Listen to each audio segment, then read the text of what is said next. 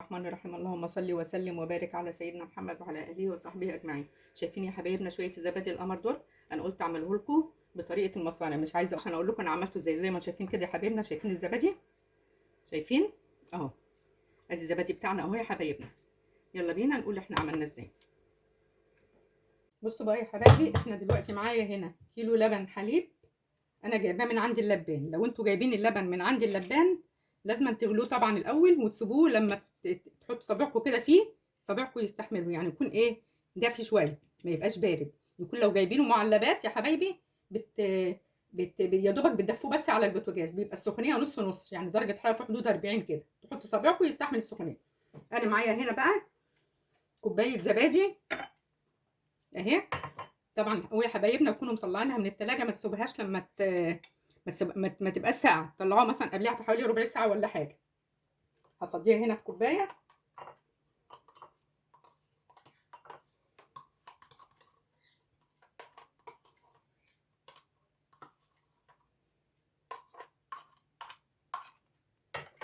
وفي الوقت ده يا حبايبنا احنا بنحط الحله بتاعتنا اهي. الحله دي كده فاضيه، هنحطها على البوتاجاز تسخن.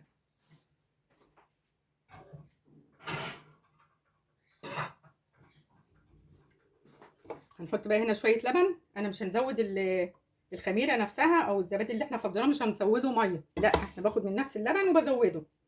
هنزوده هنا كده لبن. انا حتى حطيت في نفس العلبه نفسها عشان استفيد بالزبادي اللي جواها اهو كده يا حبايبي.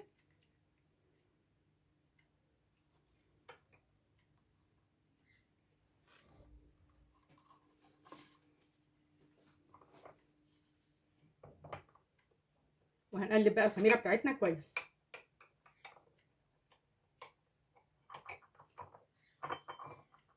ادي معانا اللبن بتاعنا اهو يا حبايبنا. لازم ندوب الخميره بتاعتنا كويس. مش عارفه كده الكاميرا مبينه ولا لا اهي يا حبايبي. اهي هندوبه كويس كده في قلب الكوبايه. عايزينها تبقى كريمي.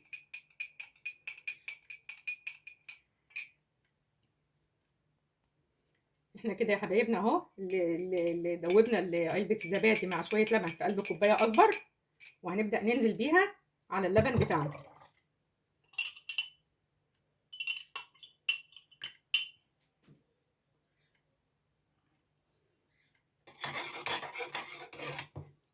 بسم الله الرحمن الرحيم.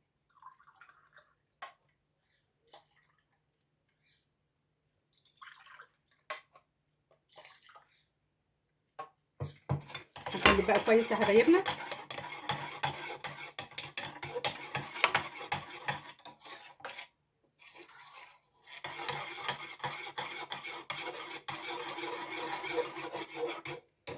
وهنبدا نفضي في الكوبايات. الكوبايات بتاعتنا تكون مغسوله وناشفه، ما يكونش فيها ولا نقطه ميه.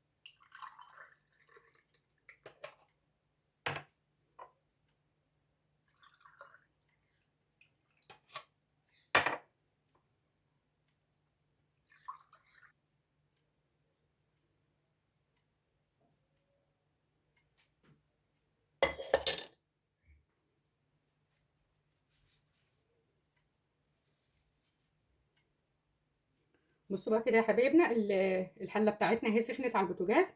دي بديل الفرن، احنا لا نسخن في فرن ولا بنحط ميه سخنه. نبدا نحط كوباياتنا في قلب الحله. بسم الله الرحمن الرحيم.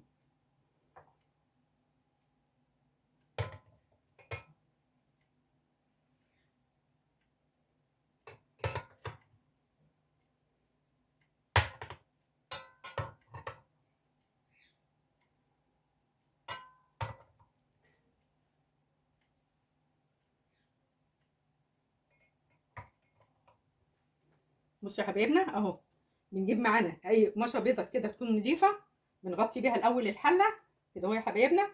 وبعد كده ببدا انزل عليها بالغطا بتاعها. ميزه القماشه دي يا حبايبنا بتشرب البخار اللي بيطلع من الزبادي، ما يبقاش الزبادي بتاعنا فيه ولا نقطه ميه اهو كده، زي ما انتم شايفين كده يا حبايبي.